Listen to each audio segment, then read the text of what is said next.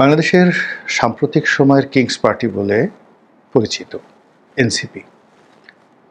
তো সেই এনসিপিকে মনে করা হতো মূলত জামাতের একটা বি টিম।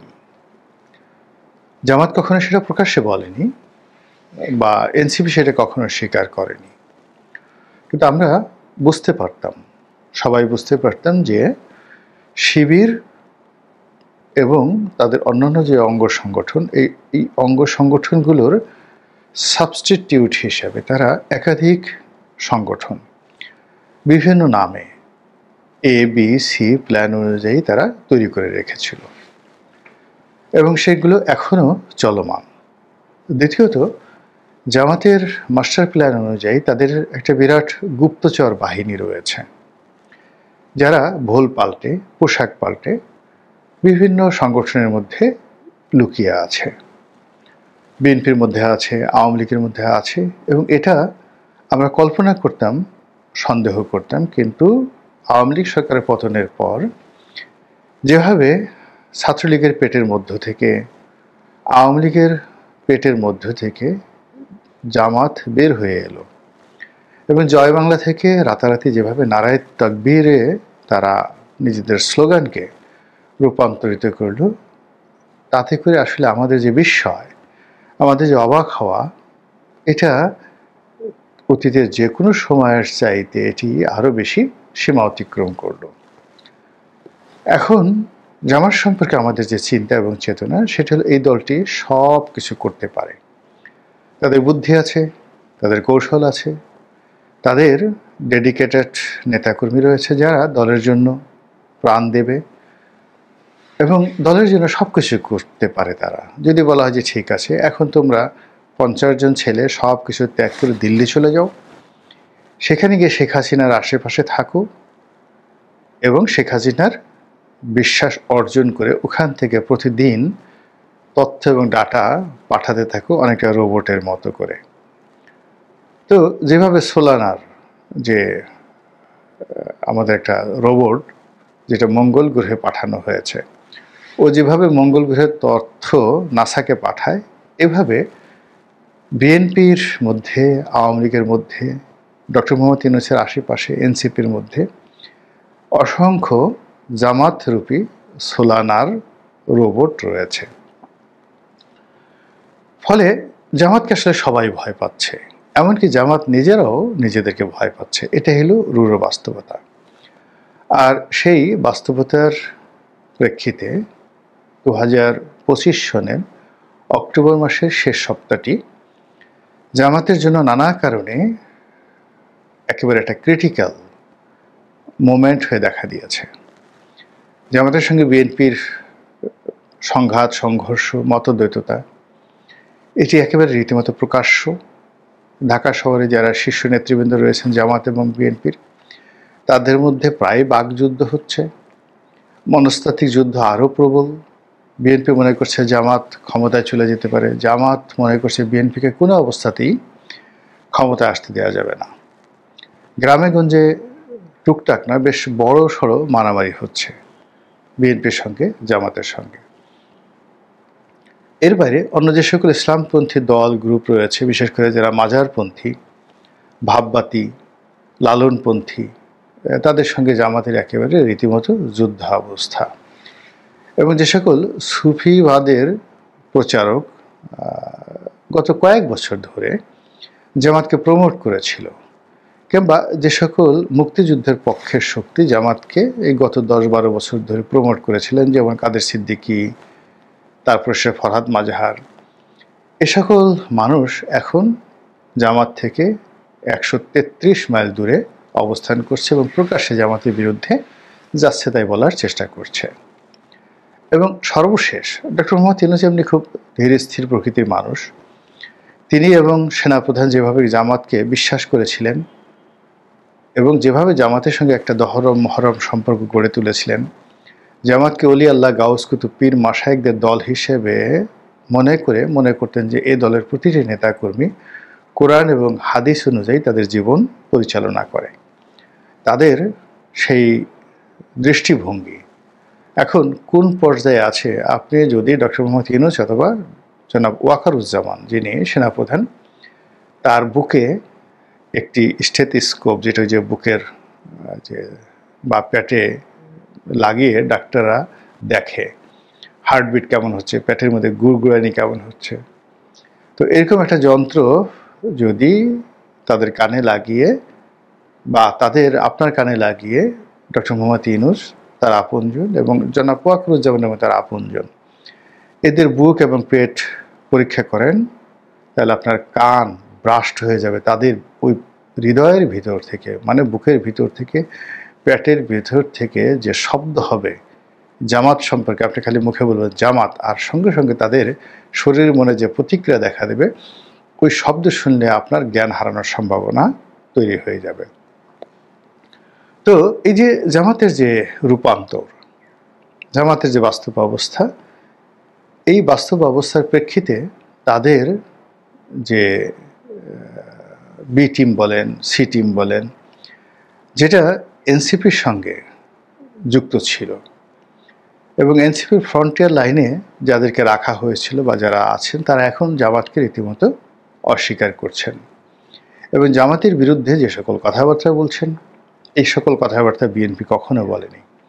সম্প্রতি এনসিপির একজন শীর্ষ নেতা বা নেত্রী তারা বলার চেষ্টা করেছেন প্রকাশ্যেই যে জামাত হলো আওয়ামী লীগের মতোই একটা দল, কেবলমাত্র যদি জামাত এবং আওয়ামী লীগকে দেখতে হয় তাহলে একটি মুদ্রা, আমাদের দেশে যেমন 5 টাকার মুদ্রা আছে, 1 টাকার মুদ্রা আছে, এরকম একটা মুদ্রা, এপিট আর ওপিট, একদিকে চাঁদতারা অন্যদিকে শাপলা, বা একদিকে শাপলা অন্যদিকে অন্য কিছু। তো এইভাবে আসলে এনসিপির যারা নেতা নেত্রী তারা জামাতকে তুলনা করছে আওয়ামী লীগের সঙ্গে। এখন আপনি এই ব্যাপারটাকে কিভাবে দেখবেন? আমি ব্যক্তিগতভাবে মনে করি যে এটা তার অন্তর থেকে বলে থাকুন কিংবা ক্ষোভের বশে বলে থাকুন বা যেভাবেই বলে থাকুন না কেন, তারা সঠিক এবং সত্য কথাটি বলেছেন। এবং তারা যদি এই বিষয়টা মেনে নিয়ে নিজেদেরকে সংশোধন করেন, বা জামাতের সঙ্গে কিভাবে ডিল করতে হবে, জামাতকে কিভাবে বন্ধু বানাতে হবে, অথবা জামাতের সঙ্গে কিভাবে প্রতিযোগিতা করতে হবে, কিংবা জামাতের সঙ্গে কিভাবে শত্রুতা করতে হবে, এই কৌশলগুলো রপ্ত করেন, তাহলে আর জনাব মিয়া গোলাম পারওয়ার, জামাতের সেক্রেটারি জেনারেল, তাকে কষ্ট করে মঞ্চে উঠে যেভাবে বোঝাতে হয়েছে যে জামাতের সঙ্গে যদি তোমাদের প্রতিযোগিতা করতে হয় তাহলে আরো বহু দূর, বহু পথ তোমাদেরকে পাড়ি দিতে হবে, বহু সময় তোমাদেরকে পার করতে হবে, অন্যথায় জামাতের সঙ্গে কোনো অবস্থাতে তোমরা প্রতিযোগিতায় পারবে না। তো এনসিপি যারা নেতৃবৃন্দ, যারা জামাতকে আওয়ামী লীগের সঙ্গে তুলনা করেছেন, তারা যদি সত্যিকার অর্থে আওয়ামী লীগ এবং জামাতের শ্রেণী চরিত্রটা বিশ্লেষণ করেন এবং দেখেন যে তারা কি করেছে অতীতে বিভিন্ন সময়টিতে, তাহলে আপনি বুঝতে পারবেন যে তারা কত সঠিক, রাগের বশে হোক কিংবা অভিমানের বশে হোক, কতটা সঠিক কথা বলেছেন। যারা এই মুদ্রা এপিট ওপিট জামাত এবং এনসিপি মনে করেন, তাদেরকে স্মরণ করিয়ে দিতে চাই যে আজ থেকে 1 বছর আগে আমি এই ইউটিউব চ্যানেল যারা দেখেন, আমি তাদেরকে বলেছিলাম কয়েকটি কথা। আগামীতে যে রাজনীতির সমীকরণ আসছে, সেই সমীকরণে সবার আগে বিপদে পড়বে জামাত। আমি জামাতের সঙ্গে আমার কখনো শত্রুতা ছিল না, বরং বন্ধুত্ব ছিল এবং সেই বন্ধুত্বটা নষ্ট হয়নি। জামাতের কে কি মনে করলেন বা করলেন না, ডাজ নট ম্যাটার। আমি যেভাবে আমার কথা বলে আসছি সে 2009 থেকে আজ অবধি, ওভাবেই আমি এখনও বলে যাচ্ছি। এর মধ্যে বহু মানুষ নতুনভাবে বন্ধু হয়েছে, শোভার্থী হয়েছে, বহু মানুষ চলে গেছে। জামাতের অনেকে হয়তো 2012-13 বা 16-17 বা 23-24 যেভাবে আমি কথাবার্তা বলেছি তাদের খুব ভালো লাগতো। এখন আমি যে কথাগুলো বলছি হয়তো তাদের অনেকের খারাপ লাগে, কিন্তু এটাই বাস্তব যে 1 বছর আগে আমি বলেছিলাম জামাত সবার আগে বিপদে পড়বে। এখন দেখুন, সবার আগে বিপদে তারা পড়ে গেছে। এই মুহূর্তে তাদেরকে ট্রাস্ট করে, বিশ্বাস করে, ডিপেন্ড করে বাংলাদেশে এমন কোনো রাজনৈতিক দল নেই। তো এই পৃথিবীতে বেঁচে থাকার জন্য মানুষের সবার আগে দরকার বন্ধু। টাকা না, পয়সা না, অস্ত্র নয়, বাড়ি গাড়ি কোনো কিছু নয়, সবার আগে বন্ধু দরকার। জামাত এই মুহূর্তে বন্ধুহীন হয়ে গেছে, যেটি 1971 সালেও তাদের ছিল না। এটি তাদের বড় বিপদ এবং এখান থেকে যে বিপত্তি শুরু হবে, এই বিপত্তি তাদেরকে পরবর্তী গন্তব্যে নিয়ে যাবে। যা হোক, দ্বিতীয় আরেকটি কথা বলেছিলাম যে রাজনৈতিকভাবে জামাতের সঙ্গে যদি আগামীতে কোনো দলের বন্ধুত্ব হয় তাহলে কেবলমাত্র আওয়ামী লীগের সঙ্গে তাদের বন্ধুত্ব হতে পারে, এর বাইরে তাদের বন্ধুত্ব অন্য কোনো দলের সঙ্গে হতে পারে না। এবং সেটা এখন অনেকে বলার চেষ্টা করছেন যে জামাত ভারতপন্থী হয়ে গেছে, জামাত দিল্লির পরামর্শে চলছে, আওয়ামী লীগের অনেকের সঙ্গে তাদের যোগাযোগ আছে। সত্য মিথ্যা আমি কিছুই জানি না, কিন্তু আমি এই কথাগুলো বছরখানেক আগে বলেছিলাম। তো এটা কেন বলেছিলাম? বলেছিলাম এই কারণে যে আপনি দেখবেন যে চরিত্রগতভাবে যে সকল প্রাণী, যে সকল মানুষ, এখানে প্রাণী এবং মানুষ, প্রাণী বলতে আপনি বুঝেন যে জন্তু জানোয়ারকে আমি বুঝিয়েছি, যাদের মধ্যে চিন্তার মিল থাকে এবং শারীরিক গঠনের মধ্যে মিল থাকে, তারা একে অপরের কাছাকাছি আসা মাত্রই তাদের মধ্যে একটা অ্যাডাপশন হয়ে যায়, একটা আকর্ষণ তৈরি হয়ে যায়, একটা ঐক্যবদ্ধতা তৈরি হয়ে যায়। তো জামাত যেভাবে ক্যাডার ভিত্তিক রাজনীতি করেন, জামাতে যারা নেতাকর্মী, আওয়ামী লীগ আসলে ক্যাডার ভিত্তিক রাজনীতি করেন। জামাত যেভাবে তাদের সংগঠনটিকে অত্যন্ত শক্তিশালী করার জন্য প্রাণত চেষ্টা করে যাচ্ছেন, আওয়ামী লীগও প্রথম থেকে তাদের সংগঠনটিকে তারা শক্তিশালী করেছে। বিএনপির এই জিনিসগুলো নেই। আওয়ামী লীগ যেভাবে একটা আদর্শ, তার একটা আদর্শ রয়েছে, সে অনেক বিষয়গুলোর সঙ্গে বিরোধিতা করে, অনেককে শত্রু মনে করে, অনেককে বন্ধু মনে করে। ঠিক জামাতেরও এই বিষয়গুলো রয়েছে, তারাও একটা আদর্শ নিয়ে চলে, কাউকে শত্রু মনে করে, কাউকে বন্ধু মনে করে। তো সেই দিক থেকে বিবেচনার পাশাপাশি দুটো রাজনৈতিক দলই হলো বাংলাদেশের মধ্যে সবচেয়ে পুরনো। জামাত এমনকি আওয়ামী লীগের চাইতে পুরনো একটি রাজনৈতিক দল।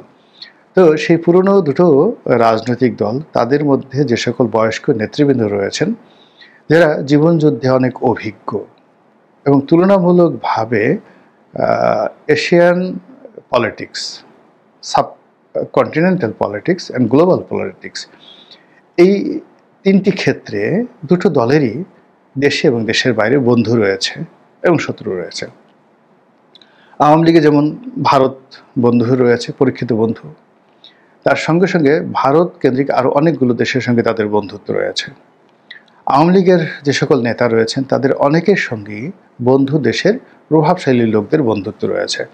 জামাতেরও তদ্রূপ, তাদের ভারতের মতো কৌশলগত বন্ধু পাকিস্তান রয়েছে, এরপর দ্বিতীয় গ্রেডে তুরস্ক তাদের বন্ধু, সৌদি আরব তাদের বন্ধু, এবং ওই সংক্রান্ত জামাতের যারা শীর্ষ নেতৃবৃন্দ তাদের সঙ্গে ওই সকল দেশের কর্তা ব্যক্তিদের বন্ধুত্ব রয়েছে। আর জামাতের যে ফাইন্যান্সিয়াল সাউন্ডনেসটা এখন আছে, স্ট্যাবিলিটি আছে, তাদেরকে চাঁদাবাজি করতে হয় না। আর একই ক্ষেত্রে আওয়ামী লীগ, সেটা চাঁদাবাজি করে হোক, ঘুষ খেয়ে হোক, টাকা পাচার করে হোক, তাদেরও এই মুহূর্তে পর্যাপ্ত অর্থ রয়েছে। তো কাজেই আপনি রাজনীতির যে এলিট গ্রুপ যদি বলেন, তাহলে এটা জামাতের মধ্যে রয়েছে আর আওয়ামী লীগের মধ্যে রয়েছে, যেটি আপনি বিএনপির মধ্যে পাবেন না। আপনি চিন্তা করুন, জামাতের আমির এবং শেখ হাসিনা, এই দুজনকে পাশাপাশি বসান, আর জনাব তারেক রহমান সাহেব, নুরুল হক নুরু, জোনায়েদ সাকি, মামুনুল হক, কিংবা ধরুন আর কাকে বলবো, ওনাদেরকে বসান একত্রে। আপনি বসার পর দেখেন তো যে এখানে 5 জন বা 6 জন 7 জন, অর্থাৎ জনাব তারেক রহমান সাহেব, তার পাশে রিজভী আহমেদ, আর এক পাশে সালাউদ্দিন সাহেব, তারপরে নুরুল হক নুরু, তারপরে জোনায়েদ সাকি, এরপর ববি হাজ্জাজ, এরপর যদি এবি পার্টি তাদের সঙ্গে থাকে তাহলে ফুয়াদ কিংবা মঞ্জু সাহেব, এবি পার্টির যিনি সভাপতি তিনি, এরপর অন্যান্য যারা আছেন, মামুনুল হক, তাদেরকে একত্রে বসান। আর অপর সাইডে শুধুমাত্র জামাতের আমিরকে বসিয়ে দিন আর শেখ হাসিনাকে বসিয়ে দিন। দেখেন তো কোন পোর্ট্রেটটা আপনার কাছে শক্তিশালী বলে মনে হবে, কোন পোর্ট্রেটটি আপনার কাছে আকর্ষণীয় বলে মনে হবে, এবং আপনার কাছে মনে হবে জনগণ এই পোর্ট্রেটের প্রতি দৃষ্টি নিবদ্ধ করবেন। আর কিচ্ছু ভাবার দরকার নেই, শুধু নিজেকে প্রশ্ন করেন, অন্য আবেগ বাদ দেন, সব কিছু বাদ দেন। তো সেক্ষেত্রে এই যে এনসিপির যারা নেতা নেত্রী এতদিন পরে হলো এই রূঢ় বাস্তবতাটা বুঝতে পেরেছেন, এবং সে অনুযায়ী যদি তারা সতর্ক হন, তাহলে রাজনীতির জন্য তারা যে ঝুঁকিটি নিয়েছেন তারা যদি ফিরে যেতেন জুলাই আগস্ট বিপ্লবের পরে, তারা যদি পড়ার টেবিলে ফিরে যেতেন, চাকরি বাকরি করার চেষ্টা করতেন, তা না করে যেভাবে তারা রাজনীতি করতে এসেছেন, এখন সামান্তাকে, নাহিদকে, সার্জিসকে, হাসনাতকে অবশ্যই রাজনীতি করতে হবে।